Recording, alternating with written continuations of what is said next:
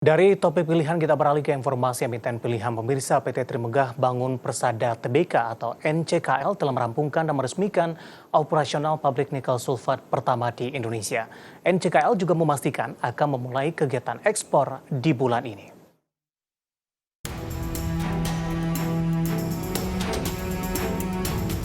Dikutip dari berbagai sumber, Direktur Utama PT Trimegah Bangun Persada Tbk atau NCKL Roy Arman Arfandi mengatakan, NCKL akan melakukan ekspor perdana di Juni dengan tujuan ke China dan kapasitas sudah bisa memfasilitasi seluruh produksi MHP menjadi nikel sulfat.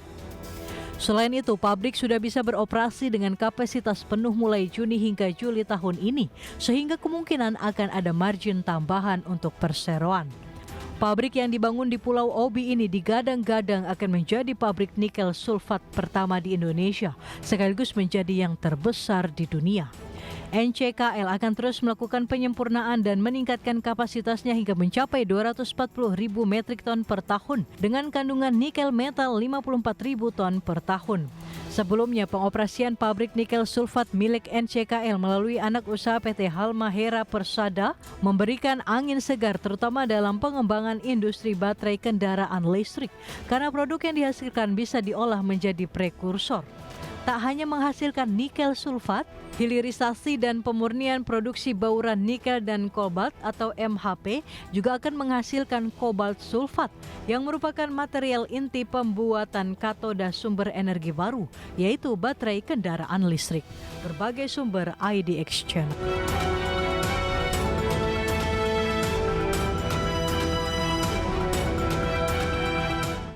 Ya, pemirsa, Trimegah Bangun Persada Tbk merupakan salah satu emiten pendatang baru di Bursa Efek Indonesia, di mana sahamnya lebih cenderung mengalami tertekan cukup dalam pasca tercatat di Bursa Efek Indonesia. Namun dalam sepekan terakhir, harga saham NCKL justru mencatatkan rally. Hari ini saja menguat di 6,70% di 955 dan secara fundamental banyak pihak yang memproyeksikan penguatan dari saham NCKL lebih ke arah sisi fundamental dengan keberadaan dari pabrik nikel sulfat pertama di Indonesia. Langsung saja kita ke grafis yang pertama.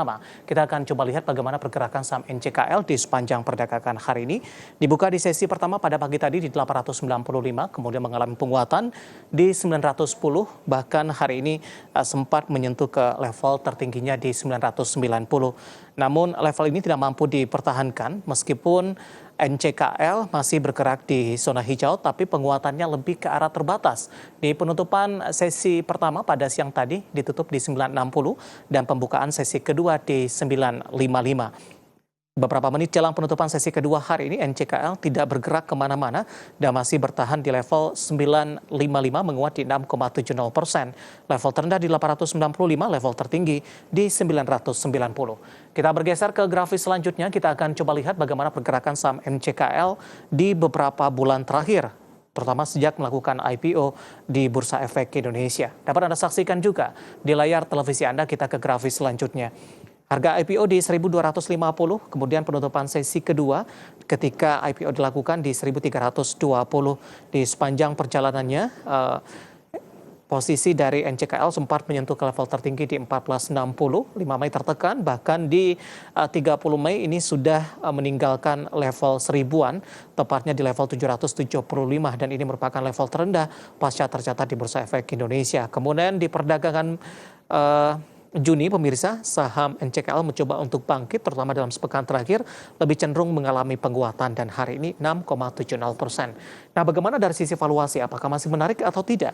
Kita coba bergeser ke grafis selanjutnya dengan beberapa indikator yang ada, pemirsa. Kita akan coba lihat dari posisi price earning ratio atau PER dari NCKL ada di kisaran di 9,67 kali, PSR-nya di 3,16 kali, PBV-nya ada di kisaran 5,83 kali, dan PCFR-nya di 6,87 kali. Kombinasi secara fundamental, teknikal, dan juga dari sisi valuasi. Dan semoga bisa menjadi salah satu referensi untuk Anda.